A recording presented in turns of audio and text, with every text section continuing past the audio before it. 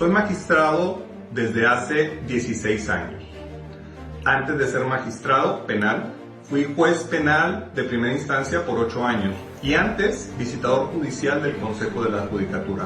En total tengo 25 años trabajando en el Poder Judicial y con esta reforma que está proponiendo nuestro presidente Andrés Manuel López Obrador y que seguramente va a ser aprobada, es muy probable que yo pierda mi trabajo. Y aún así apoyo la reforma, estoy en favor de la reforma y estoy contento de esta reforma porque ya la vi, ya la analicé, ya la revisé. Y esto es una de las mejores cosas que le pueden pasar a nuestro país porque no se trata de mí, no se trata de qué me conviene o qué me sirve a mí, se trata de qué le conviene y qué le sirve a nuestro país. Un país que está ávido de justicia desde hace muchos años, justicia que no han tenido, sobre todo en materia penal, porque ese es el área de especialidad que yo tengo. 2 de cada 100 delitos son los que se castigan, es decir, el 98% de los delitos quedan impunes y eso es lo que genera mayor delincuencia. Recordemos que es un poder que jamás ha sido cuestionado, es un poder que durante años se manejó debajo de la mesa, en penumbras, a oscuras, sin publicidad, sin que nadie los cuestionara. Hoy en día estamos viviendo nuevos tiempos en este país, en todos los sentidos.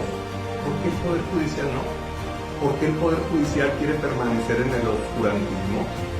¿Por qué no nombrar a los jueces, magistrados, pero sobre todo a los ministros, que en mi opinión personal son los peores de todos? ¿Por qué no elegirlos con el voto de la gente? La Constitución es muy clara en el artículo 39, dice que el poder emana del pueblo.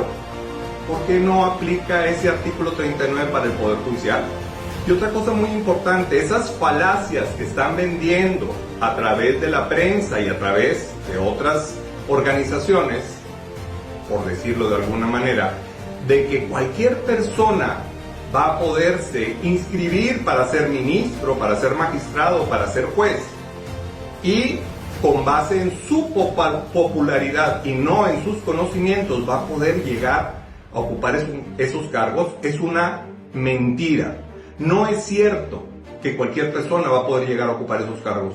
La propia reforma establece que habrá un proceso de calificación de los candidatos. ¿Y esos filtros en qué van a consistir?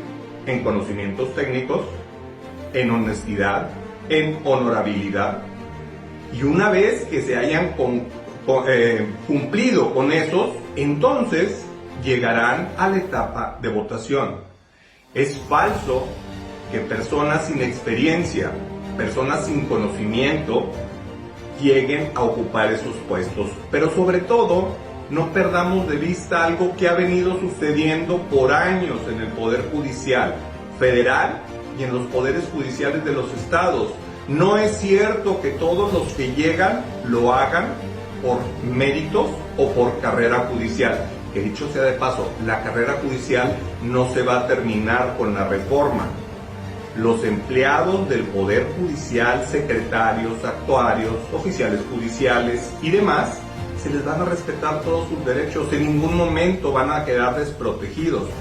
A quienes se van a cambiar van a ser a los ministros primero, después a los magistrados y posteriormente a los jueces. Y tampoco perdamos de vista que al Poder Judicial Federal se le conoce como el poder familiar de la Federación. El nepotismo y el tráfico de influencias, de amiguismos que hay en esta institución es por todos conocido, no es ninguna novedad.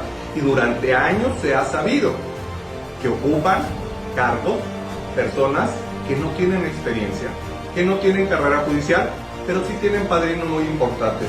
Así que no veo la razón de alarmarse tanto, incluso decir que va a ser el fin de la independencia judicial, que va a ser el fin de este país, por el hecho de que los jueces, magistrados y ministros se elijan por el voto de la gente. Lo hemos denunciado con hechos los actos de corrupción e influyentismo que predominan en el Poder Judicial.